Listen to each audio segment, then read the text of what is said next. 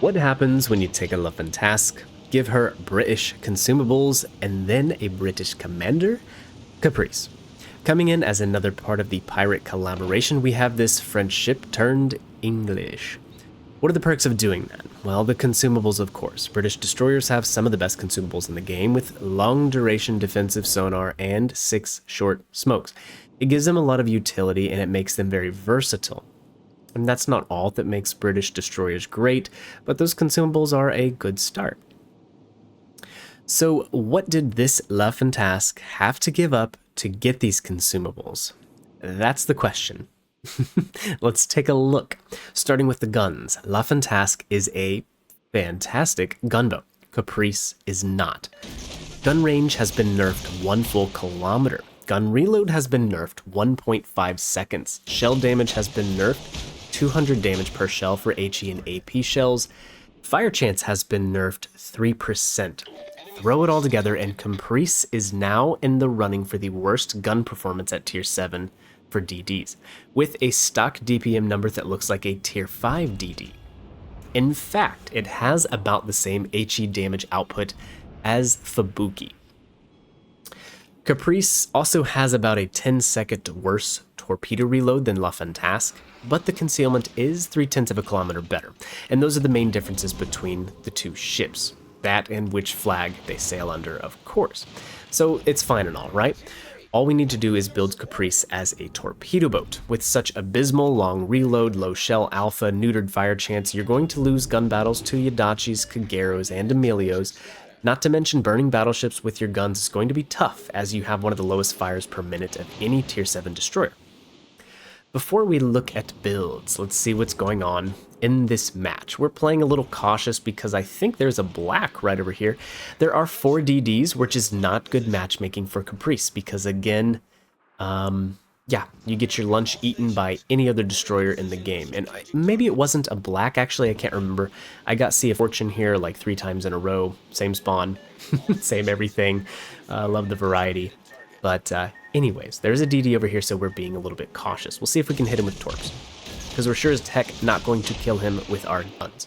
And yes, with sonar you could possibly push him in his smoke, but there's a shore sitting over there behind an island that has radar. My setup. Full torpedoes. I'd say that's probably your best bet. A lot of players seem to be agreeing with me. If you think I got something wrong in this review, please let me know. We're using aiming systems, propulsion, conceal, and torpedo armament. My commander is original Tyrawhit with mostly torp focus. All torps, we get the reload down to 67 seconds, a range of 9.2 kilometers, and 74 knots for a top speed. That's not bad, and to make it a little better, you can single fire the torpedoes in typical Royal Navy fashion. One of the problems with the torpedoes, though, is that they are visible from space. They have a 1900 meter detection range, meaning they have the worst reaction time of any torpedo at tier 7. Worse than Yudachis, Kageros, Akazukis, and even the Emilios. Enemies are going to have over 10 seconds to react to your torpedoes once they see them sailing towards them. And yes, this is only marginally worse than the IGN torpedo boats, but it is worth pointing out. Before we move on, let's go ahead and take a look at the commander that comes with this collaboration as well, or rather she'll be in the store for 5,000 doubloons, unique voiceover, blah blah blah. The stuff we care about. Her base trait is going to reduce torpedo launcher reload time and the cooldown for your consumables, 2%, 4% respectively. And then her special skill, Sinister Strike, torpedo damage when launching your torpedoes 1 by 1 is going to be improved by 5%. You're going to lose concealment for it though. Could be worth checking out. We just used Reginald Tyrawhit personally, but you guys could check it out. I'm sure she'll be 5,000 doubloons in the store December 1st. So we have a La Fantasque torpedo boat with smoke and sonar. Before I share too much more of my opinion, I'm going to give you some base stats so that you can compare this to the other tier 7 DDs. After all, this could be in the running for someone's very first premium DD at tier 7. So survivability, it is pretty good. Stock 18,500. This puts it at an above average spot. Going straight to the guns, let's see how they stack up against other tier 7 DDs. Again, the DPM is going to be dead last, just under Palo and the Udaloy. torpedoes, since this is now effectively a torpedo boat, let's look at them. You're going to get 9. And remember, you have to turn this ship before you can actually fire all of them off. So an Alpha Strike is really only 6 torpedoes, and then you're going to have to turn all the way around to get 3 more torpedoes off of the other side. There is one middle launcher, and then the others are on the sides. So unlike the Kagero, Yudachi, and Somers, you know, you're going to have to work at it a little bit to get all of your torpedoes off. I got my reload down to 67 seconds. That's pretty good. These torps pack a wallop 18,000 damage apiece, and their overall range is 8.3. That is actually pretty low for tier 7. Kagero and Yudachi both have 10 kilometers, and Somers has a 12 kilometer range. So once again, in the torp boat realm, you're outpaced a little bit. Moving on to the AA. 68 is the DPS at tier 7. That means you might want to just go ahead and shut them off so you don't attract attention from CVs, but at least you will have 6 smoke screens to hide from them when they do target you. 5 out of 8 games I believe that I played had CVs, so you might as well get used to that, and yeah. Caprice does retain a good quality from the La Fantasque, and that is her speed. Over 42 knots without a speed booster. It's really great for getting around the map, and it is an awesome trait to have on a destroyer. Can help you dodge enemy fire, run from all of the other DDs that can outgun you. Yeah, again, it's a very, very good quality. The turning circle is big at 690 meters, and you're going to notice it as you turn and turn and turn to try to get all of your torpedoes off of the ship. So kind of like the Venom, you know, you're turning to get your torpedoes done, but unlike the Venom, you have a pretty large turn circle. So yes, takes a good amount of space to complete your turns. And for the last really important statistic for a destroyer, that would be the concealment. 6.6. It's among the best at tier 7, and with my double concealment build, it's down to 5.2. As you saw earlier, though, something like the Yudachi is still going to outpace you by a lot. That guy had us by half a kilometer, it looked like. And yes, it was the Yudachi, not a black. That was another one of the Sea of Fortune games we had. Okay, let's check back in on the game. We got CCAP, we got DCAP, and now we are over here about to get sonared by a mine, so I better start taking off.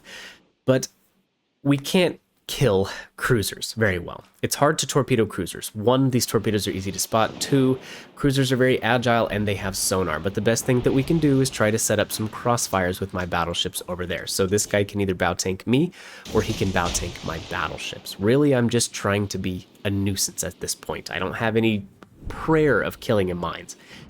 On top of that, the 3 destroyers that are left on the enemy team, I really don't have a prayer in killing them either. I can get outgunned by either one of the Kageros, so the best thing I can do is try to spot them, and hopefully my teammates can capitalize on that.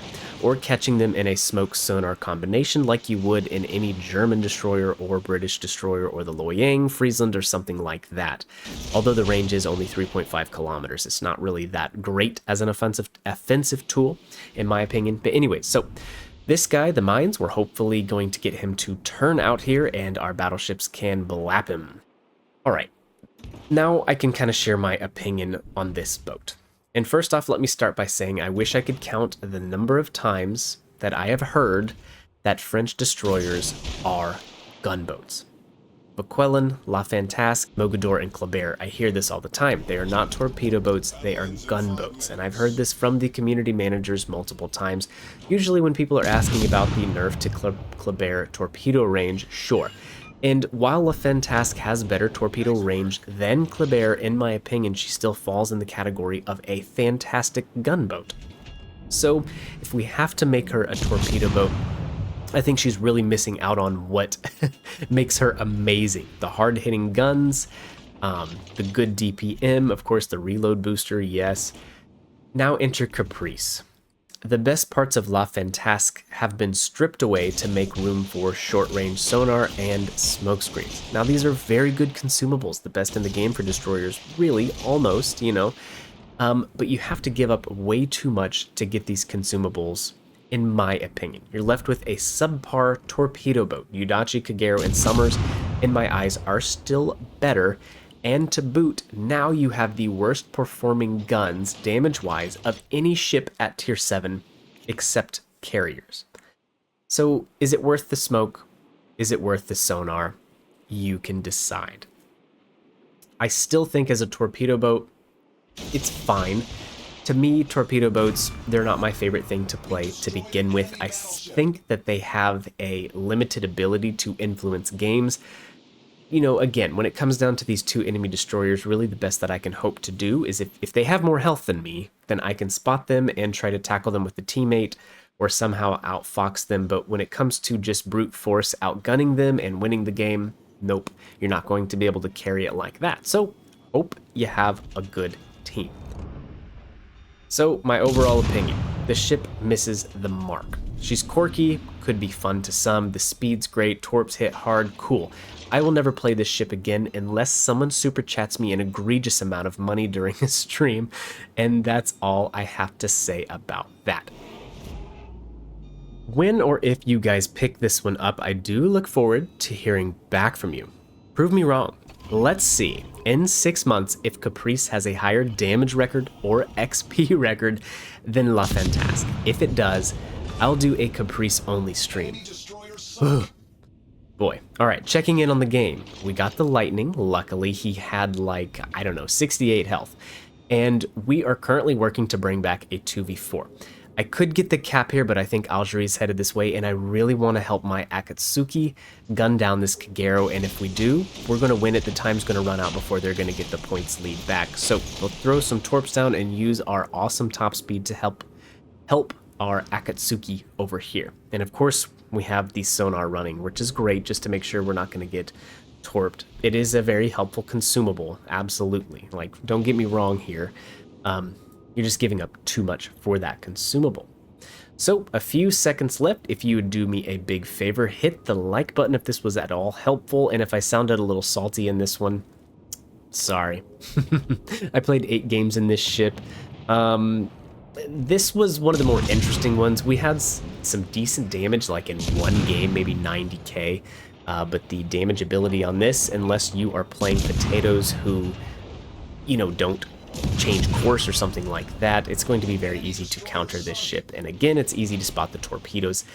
You can do well until you run up against good players, especially good gunboat DD captains. They will wreck your face and make you have a terrible, terrible time, as will enemy CVs. But with that, guys, that's going to be the end of this one. I appreciate you guys watching, and I will catch you in the next video. See ya.